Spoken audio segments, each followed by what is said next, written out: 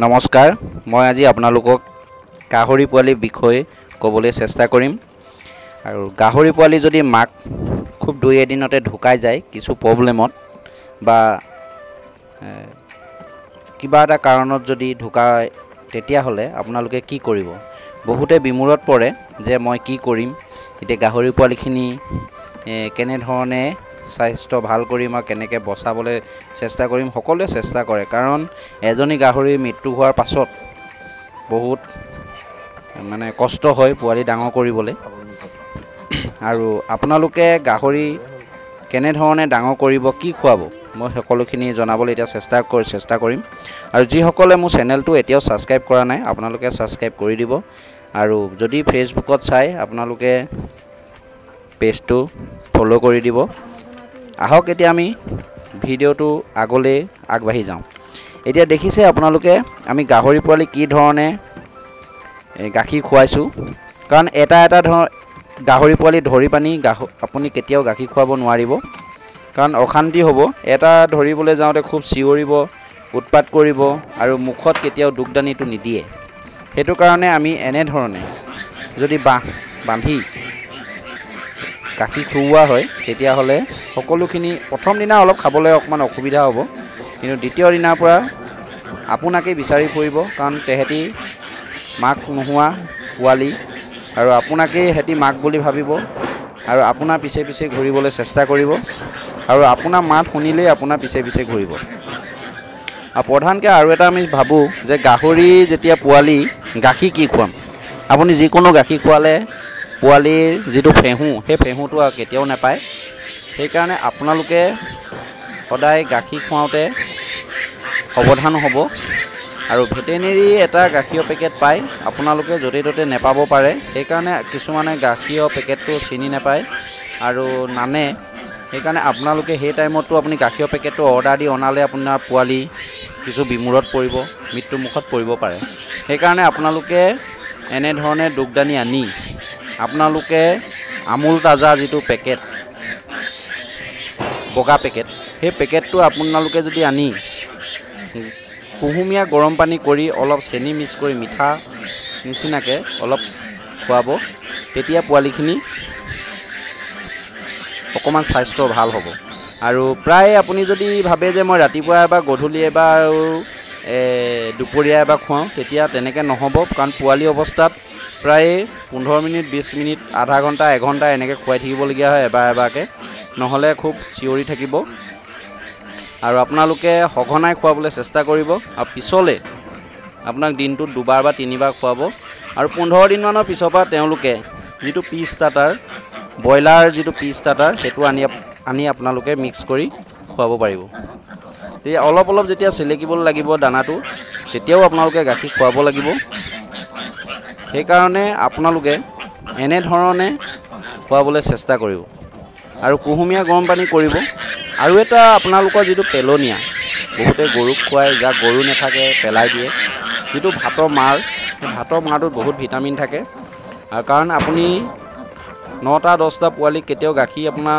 খুৱাবলৈ বহুত খৰচ হ'ব সেইকাৰণে আপোনালোকে ভাতৰ মাৰটো অলপ মিক্স কৰি দিব কাৰণ ভাতৰ মাৰটোত বহুত শক্তি থাকে আৰু ভাতৰ মাৰটো খোৱালেও আপোনাৰ পোৱালিখিনিৰ স্বাস্থ্য ভাল হ'ব আৰু লগত কিন্তু অকল ভাতৰ মাৰ খোৱালেও নহ'ব আৰু এটা আপুনি ব্যৱস্থা কৰিব লাগিব লাইটৰ ব্যৱস্থা আৰু সেই লাইটৰ ব্যৱস্থাখিনি কৰিবলৈ চেষ্টা কৰিব কাৰণ পোৱালিকেইটা ঠাণ্ডা পাব খেৰ দিব আৰু মাক নহ'লে পকাৰ পৰা মাটিলে নমাই আনিব আৰু লাইটটো জ্বলাই ৰাখিব কাৰণ খুব ঠাণ্ডা পায় পোৱালিখিনি যেতিয়া জন্ম হয় দুই এদিনত অলপ তেওঁলোকে সেই পোৱালিখিনিয়ে মানে এডজাষ্ট হ'বলৈ মানে অলপ টাইম লাগে সেইকাৰণে আপোনালোকে লাইটৰ পোহৰটো দিব হিটটো দিব লাগিব কাৰণ হিটটো দিলেহে পোৱালি ডাঙৰ হ'ব কাৰণ নহ'লে ওপৰা ওপৰি হৈ পানি কাৰোবাৰ ভৰি দুখ পাব ঠেং দুখ পাব কাৰোবাৰ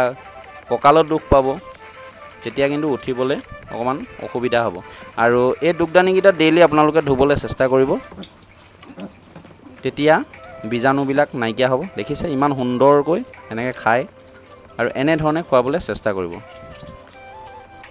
এনে ধৰণে আপোনালোকে খোৱালে খুব সহজে ডাঙৰ হ'ব আৰু কিন্তু আপোনালোকৰ পিছে পিছে ঘূৰি ফুৰিব।